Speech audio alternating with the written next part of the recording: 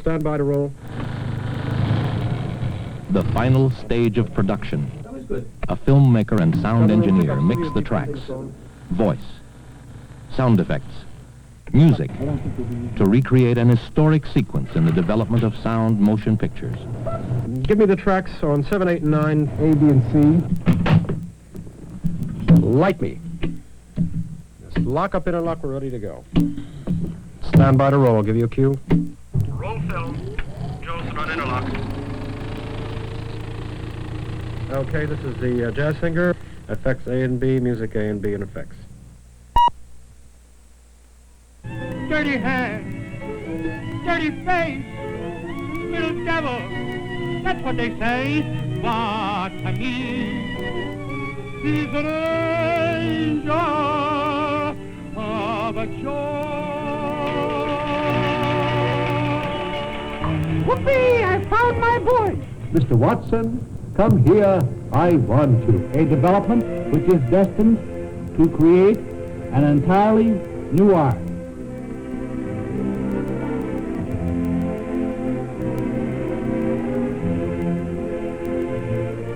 That's very interesting. Are we going to have music under main title? There are no titles at the beginning. We'll come straight up with the music, and that's later. Roll film, Arthur. Now we need to cue the narrator. Narrator coming up. It revolutionized an industry overnight. It was said the public would never accept it. It was hailed as the greatest invention of the 20th century. It was the living voice of the silver screen. It was sound, talking pictures. And the jazz singer Al Jolson made the birth announcement when he said, Wait a minute, you ain't heard nothing yet.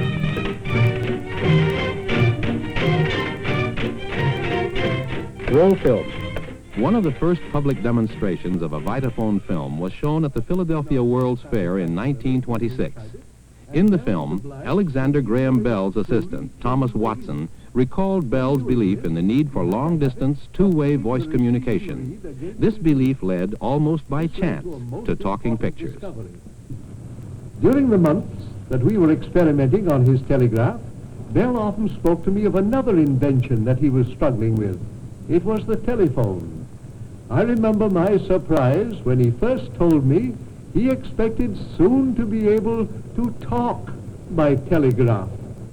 Bell's discovery was a wave converter, a device that for the first time conveyed speech-like sounds by electrical means. Bell's idea was to force the reed to follow the voice vibrations instead of merely swinging to and fro. When we tried it, I could hear the sound of Bell's voice and could almost understand some of his words. Bell's early experiments with electrically transmitted sound laid the groundwork for everything that came after. By the turn of the century, Nickelodeons were giving way to the first theaters built exclusively for movies. And Thomas Edison was experimenting on the synchronization of picture and sound. But before films could be made to talk, 5 essential items had to be developed.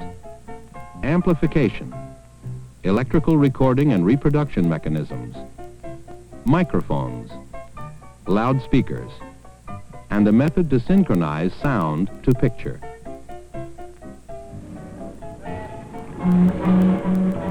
Then, in 1912, in a laboratory at 463 West Street in Lower Manhattan, a series of tests were initiated on Lee de Forest's Audion, a tube that was found to amplify electric current. Following major improvements, in 1913, the Audion became the magic key that unlocked the door to a new scientific age.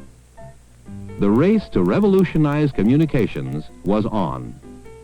A world war was brewing, and the importance of transcontinental communications was attracting scientists to the new field of electroacoustics. Talking pictures were not much thought about, but improved sound quality was.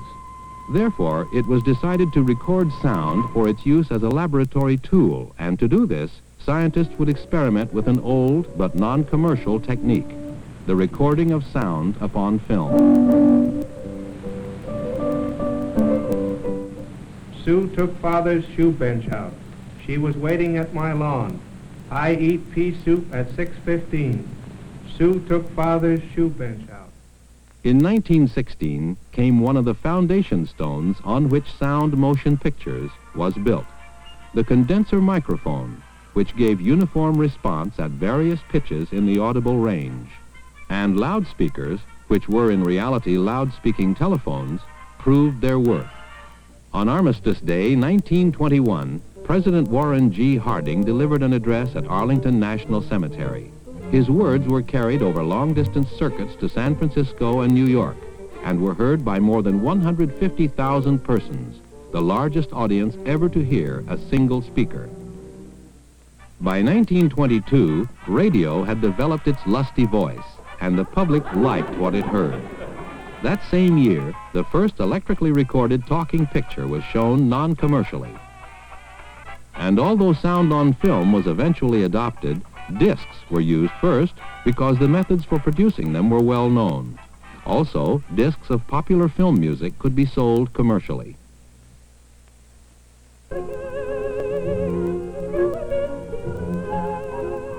Yet by late 1924, practically every major studio in Hollywood had rejected the idea of talking pictures. The reasons were economic. They had large inventories of expensively produced silent films ready for release. High-salaried stars with long-running contracts had been trained to pantomime, not talk. There were foreign markets for inexpensively retitled silence. And studios were not equipped to handle sound. In any event, exhibitors could not run sound films. But the public, primed by the sound of radio, was curious. And Warner Brothers, whose losing battle with other major producers was driving them into bankruptcy, gambled on that curiosity. And experiments with sound were initiated in the Vitaphone studio in Brooklyn, New York. August 6, 1926. An anxious crowd jammed the Warner's Theater on Broadway to see the first feature film made with a synchronous musical background. From the opening credits to the last frame of film, music played from loudspeakers rather than from a live orchestra in the theater's pit. As Barrymore wooed beautiful Mary Astor, the public was transported on hearing this latest technological marvel.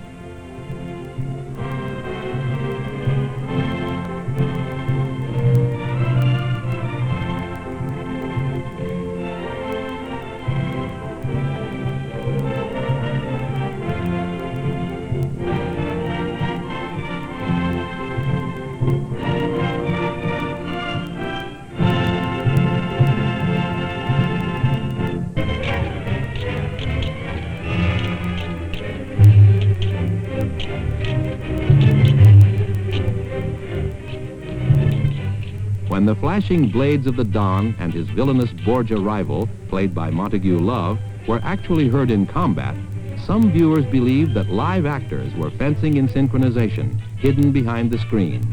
In fact, it was the first example of post-dubbing in movie history.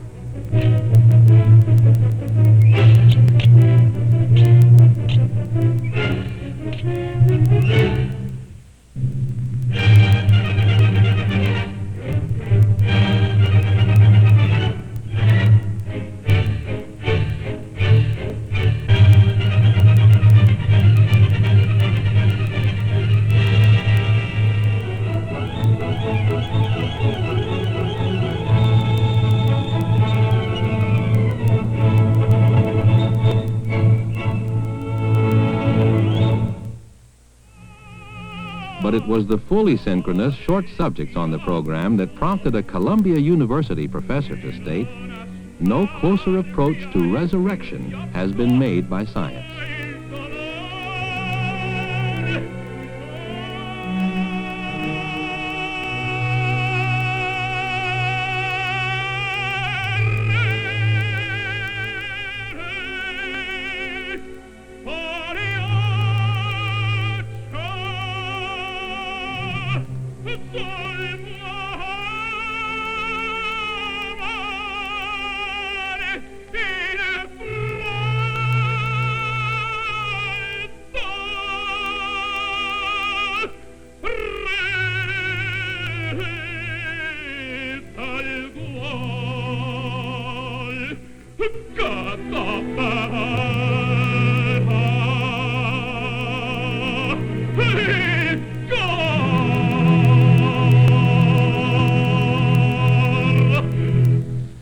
A piece on him coming up. And on the same bill,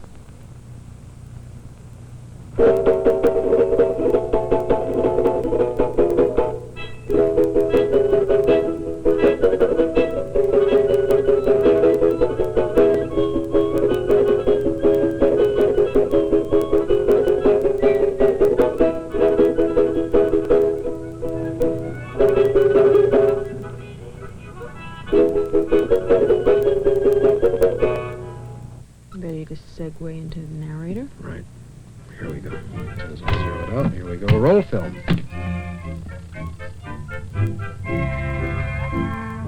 for a public anxious to understand how the silver screen got its voice, animator Max Fleischer, in this 1929 film, created three characters, Mutie, Talkie, and Dr. Western, to explain the phenomenon.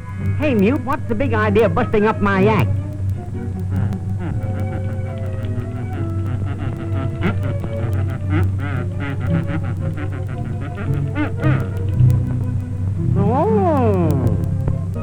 So the heart be will. Now I'll explain. Inside this booth is a motion picture camera which is taking pictures through this window.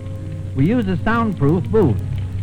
When it's closed, it keeps the camera noise away from the microphone. The camera is operated by a motor which runs at exactly the same speed as the motor in the sound machine. Whew, it's hot in this booth. Let's get out on the set again.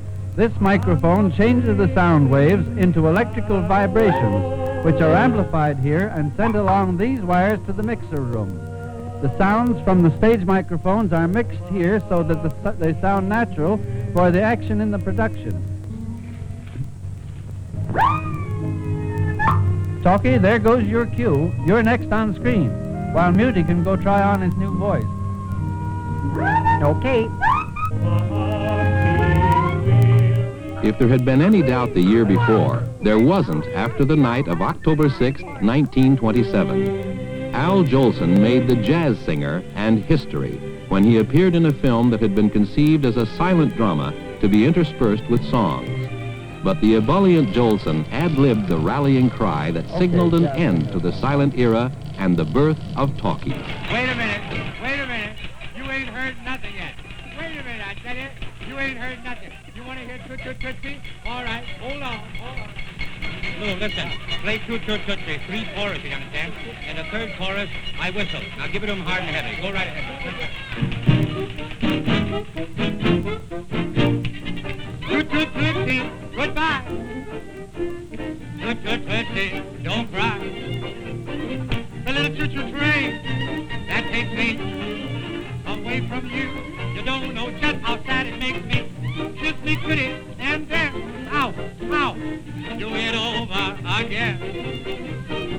Watch for the mail, I'll never fail. If you don't get a letter, then you know I'm in jail. Hey, don't cry, Tootsie, don't cry. Kiss me, Tootsie, goodbye. Nice and full. I love it. That really changed the history of the movies, didn't it? This was the changing point.